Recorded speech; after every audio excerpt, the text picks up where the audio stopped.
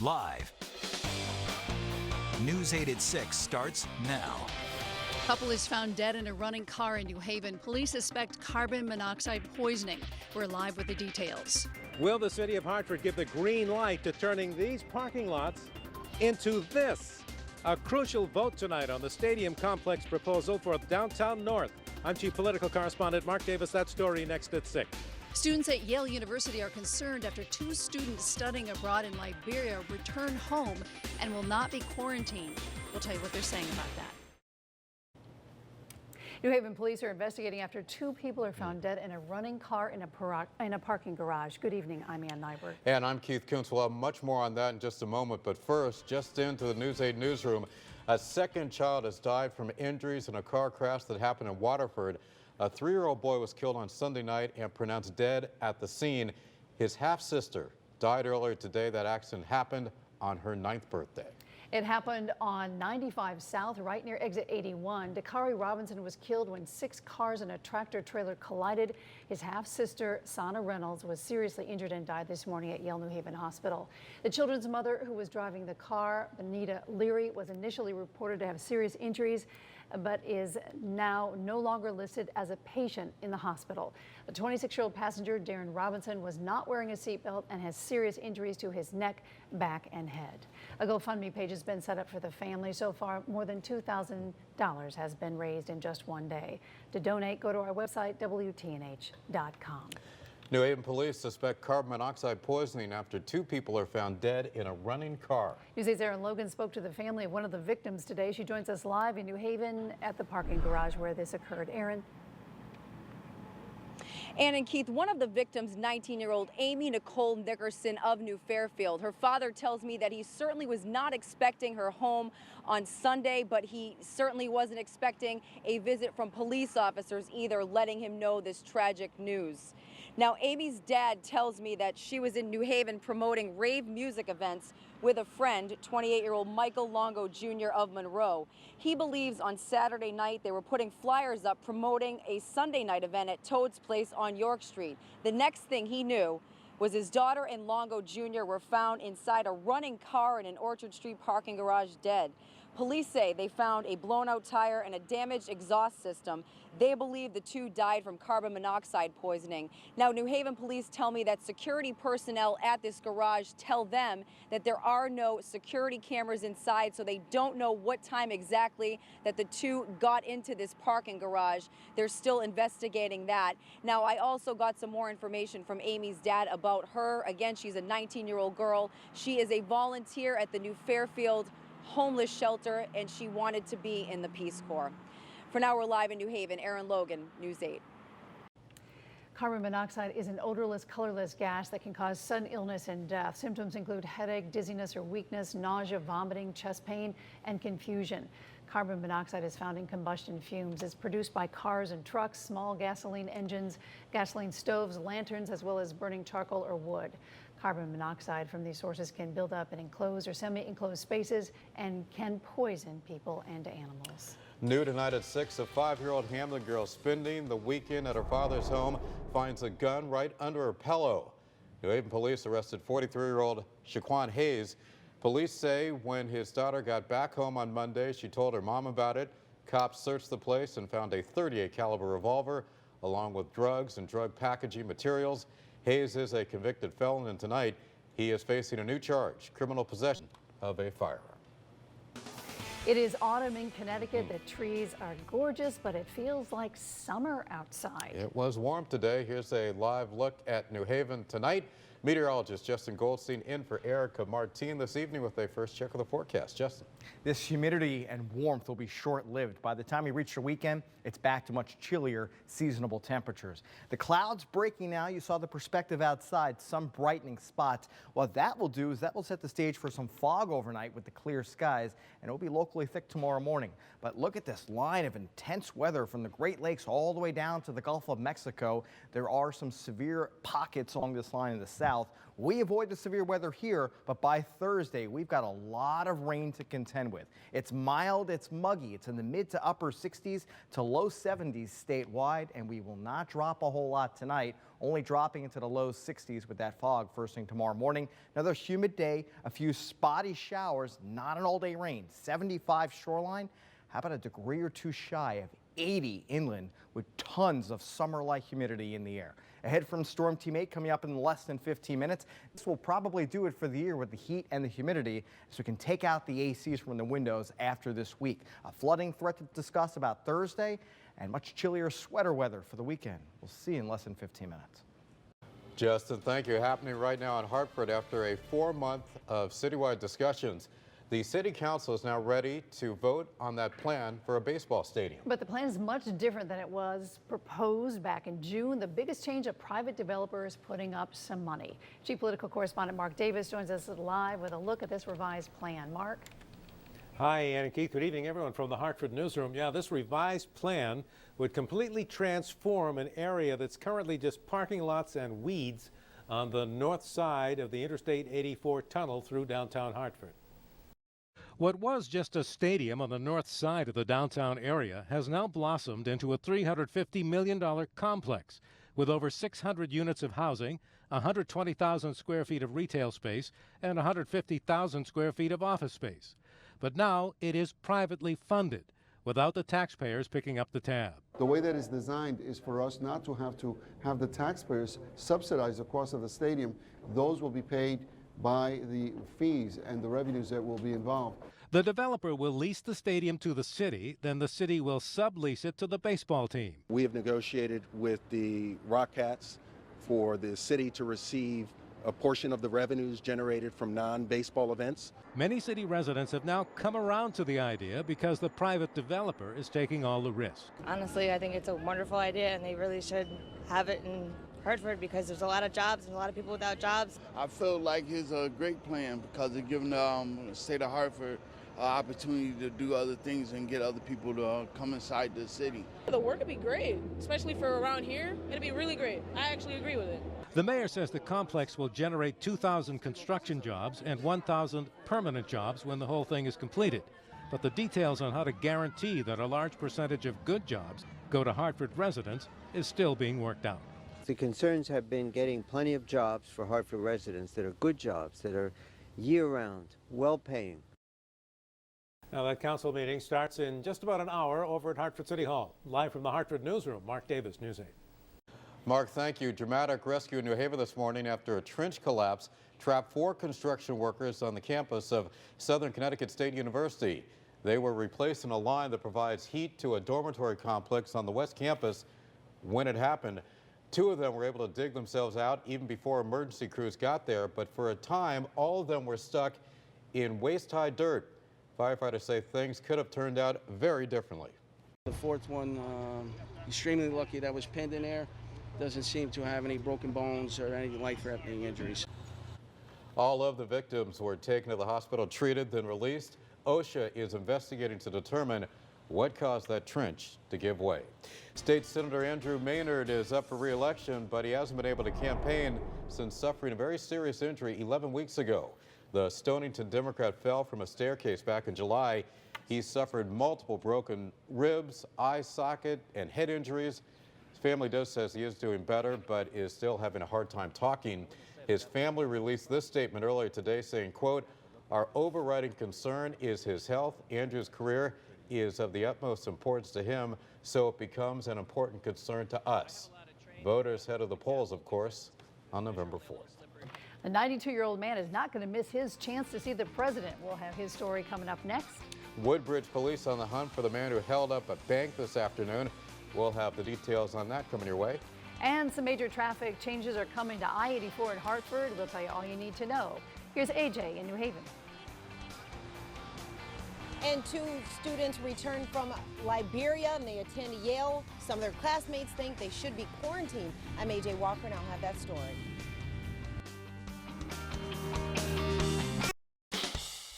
You're watching News 8 at 6. Some concern at the Yale campus tonight after two students, doctoral students who just returned from a trip to Liberia, will not be quarantined. That's right. They were volunteering for 21 days, but health officials say they had no contact with any infected patients. News 8's AJ Walker joins us live from New Haven tonight with more. AJ. Keith and Ann, although Yale officials say those students had no contact with any Ebola patients, some students here today say they would have liked to see them have been quarantined just to be on the safe side. I think it's better to be safe than sorry. I mean, it's tough. You obviously want to be as safe as possible because it's a public health concern. Yale is a close-knit community with lots of people interacting every day.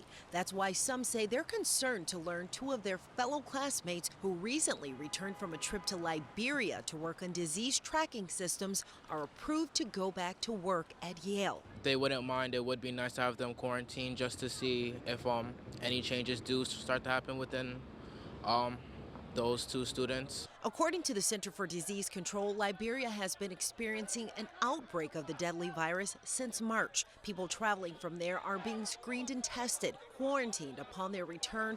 But according to Yale, although the two students volunteered to stay away from work for 21 days, the school's doctors say it's not necessary because the students were not in contact with any Ebola patients or doctors treating them. I don't feel like there's a risk to my health from that. But with the death toll from the highly contagious disease being more than 2,300, according to the CDC, possible exposure is something to think about. Do you feel concerned at all for your safety with them being on campus with you at all? I don't, because Ebola really isn't as easily spread as people think it is. A lot of it's like direct bodily fluids. Although Yale says a 21-day stay away isn't necessary, they've recommended the students take some time off to rest. And Yale officials are not releasing the names of those students to protect their privacy, but they say the students may want to come forward on their own someday to share their experiences. For now, live in New Haven, AJ Walker, News 8. AJ, thank you. The nurse in Texas who contracted Ebola from a sick patient has received what could be a life-saving blood transfusion. She got the blood from a missionary doctor who recently survived Ebola himself. The nurse now listed in stable condition. The patient who she treated, Thomas Eric Duncan, died last Wednesday. You'll remember there is no cure for Ebola. The symptoms include fever, nausea, vomiting, and diarrhea, and it can take up to 3 weeks to show up. The virus is spread through direct contact with the blood, secretions, or other body fluids of those infected. It can also be spread by indirect contact with things that may have been contaminated with those fluids. It is not an airborne illness. We have a lot more information on our website at WTNH.com. Woodbridge police are looking for a bank robber who held up a bank, the First Niagara on Amity Road, just before noon. No word on how much he got. Nobody was hurt. Woodbridge police have had their hands full recently with bank robberies. Just 2 weeks ago, the TD Bank on the same street was held up. If you can help police out with who might be doing this, give them a call. Another major highway project about to get started in Hartford, but it's going to be a while before it's completed. The state DOT wants to revamp or replace I-84. Transportation officials met with community leaders in Hartford earlier today to kind of talk over the plan. The DOT says the 50-year-old highway was built on elevated structures that at this point need to be replaced. Basically, we understand what the problems are. Traffic operations, traffic conditions, safety, and primarily the infrastructure. The condition of the bridges that carry I-84 in Hartford are in fair to poor conditions. There are still several ideas on the table to replace the viaduct that carries I-84 through Hartford. Among them, rebuilding it at ground level or constructing a brand new tunnel. Again, don't hold your breath waiting for all this to happen. It could be 10 years, a decade before this project even gets underway. A Trumbull man who has waited almost 100 years to see a U.S. president is getting his chance tomorrow. We'll have that. The Yale football team off to a pretty good start this season. Noah has a preview of their battle against Colgate this weekend. And here's a live look at Waterbury. What a gorgeous day this was. Meteorologist Justin Goldstein will be in to tell us what's on tap for tomorrow when we come back. WXEdge.com, your severe weather headquarters.